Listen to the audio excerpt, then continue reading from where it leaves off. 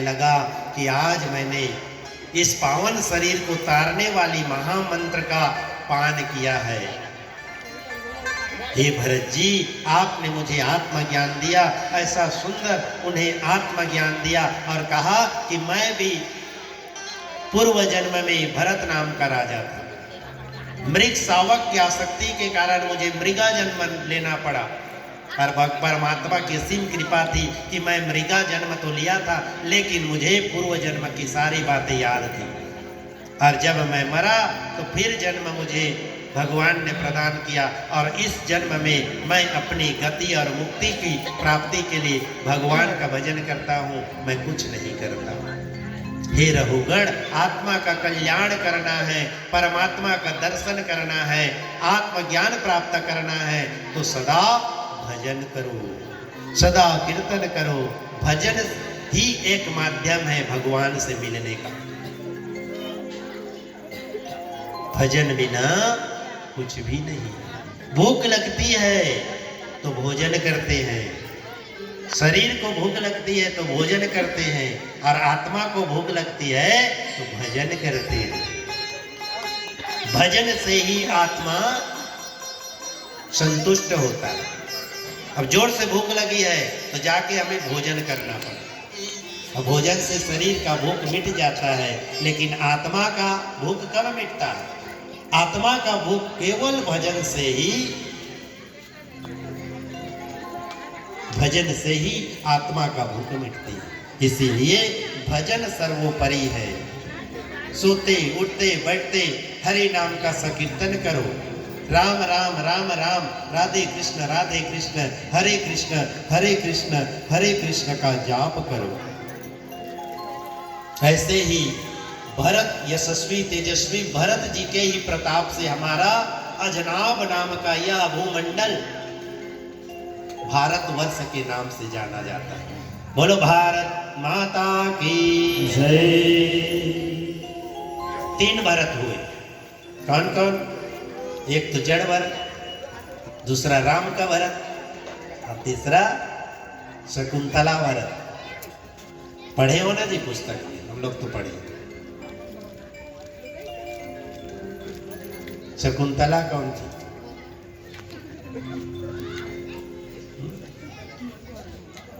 आएगा कथा तो बता रहे। शाकुंतलियम पढ़े हो? तो ये भरत हुए। भरत यशस्वी भरत राजा का जन्म हुआ तो ये बाघ के बच्चों से खेला करते थे, छोटे थे, उनके दांत को गिनते। विश्वामित्र जी की पुत्री। अब याद आया कुछ? फिर बताएंगे तो याद आए। बोलो वृंदावन बिहारी लाल की जय। अहो वनिसाम किम कार्य शोभन प्रसन्न ऐसा सुदोद स्वयं हरे। जन्म लब्ध निपम भारतांजिरम मुकुंद सेवायकम श्रियाहिनः। हमें प्रतिदिन गौग्रास देनी चाहिए, अग्नि में भोजन देनी चाहिए, चींटियों को, पक्षियों को और अतिथियों का सेवा करना चाहिए।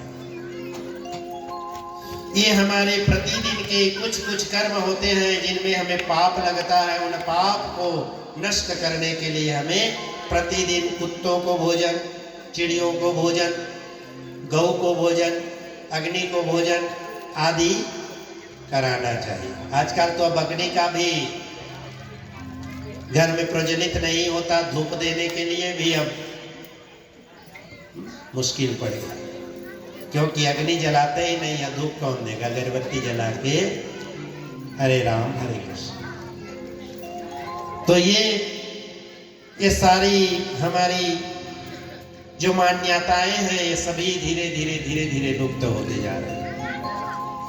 इन सारी मान्यताओं को, इन प्रचलों को भैया छोड़ देंगे तो फिर कैसे होगा? तो कम से कम इनको माने और अपने जीवन में उतारें। अब यहाँ पर यह रहुगण कौन था?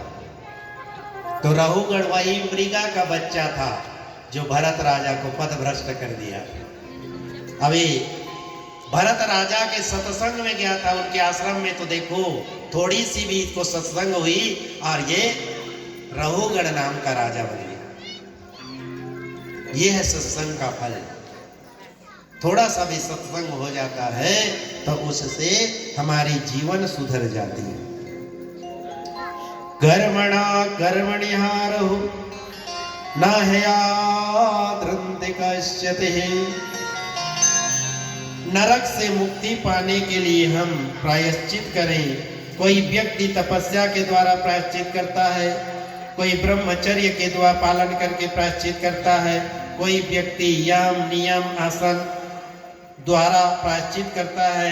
लेकिन मैं ऐसा मानता हूँ हे राजन, सबसे बड़ा प्रायश्चित तो केवल गोविंद का नाम है, कृष्ण का भजन है, जो हर प्रकार के बड़े से बड़े पाप को जला करके नष्ट कर देता है।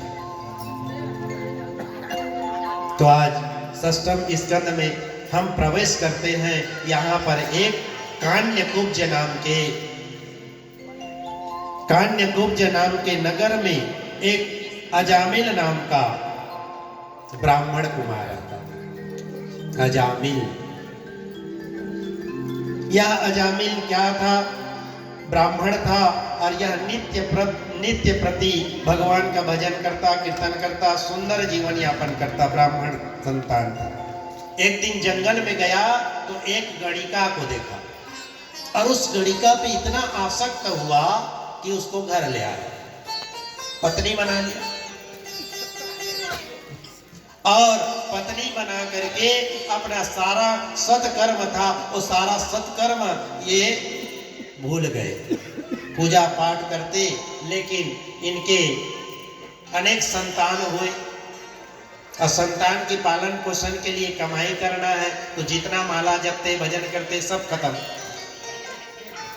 और गणिका और धन लाओ और धन लाओ, ऐसा करती तो धन कमाने के लिए जाता। अजामिल दुर्दांत व्यक्ति बन गया। कोई बच्चा रोता तो अजामिल के नाम लेने पर चुप हो जाता। बेटा चुप हो जा, अजामिल आ रहा है, तो बच्चे चुप हो जाते। ऐसा दुष्ट और दुर्दांत व्यक्ति। एक दिन उनके गांव में कुछ भजनार्थी आए, भजन करने वाले। उन्होंने पूछा कि यहाँ पर कोई ऐसा सत्पुरुष बताइए जिनके घर हम आज ठहरे और उनके यहाँ भोजन बना करके खाएं, रात भर विश्राम करें और सुबह सुबह चले जाएंगे। तो ठीक गांव के बाहर एक आदमी खड़ा हुआ था, उसी से पूछे तो जो लायक नहीं है उसको क्या कहते हैं? जो लायक नहीं है उसको क्या कहते हैं? नालायक। वो नालायक व्यक्ति खड़ा था वहां। वो बोला कि ऐसे भजन करने वाला भक्त के घर तुमको भेजूंगा कि जन्म जन्म का भजन छूट जाएगा। अजामिल के घर को बता दे। नालायक लोग तो ऐसे ही करते हैं, और जो नालायक है वही तो रात को घूमेगा। उल्लू रात को घूमता है। आजकल तो सारे लोग घूमने लगे। वृंदावन बिहारी लाल की रात भर घूमते हैं और दिन भर सोते हैं। वृंदावन बिहारी लाल। अब जमाना उल्टा होता जा रहा है। लोग रात को 12 बजे 1 बजे 2 बजे तक घूम रहे हैं लड़के लोग, और दिन भर 11 बजे 12 बजे सो के उठ रहे हैं। हो रहा है कि नहीं? ऐसे आप पर निरीक्षण परीक्षण कर लो, झूठ नहीं बोल रहे हैं। अपने अपने नाती पोतों को थोड़ा देखो कैसे हो रहे हैं। रात भर घूमते हैं, मोबाइल चलाते हैं, 11-12 बजे सो के उठे, क्या काम करेंगे? ऐसा हो रहा है। अब ये भी आए और आ करके, उस समय अजामिल नहीं था घर में,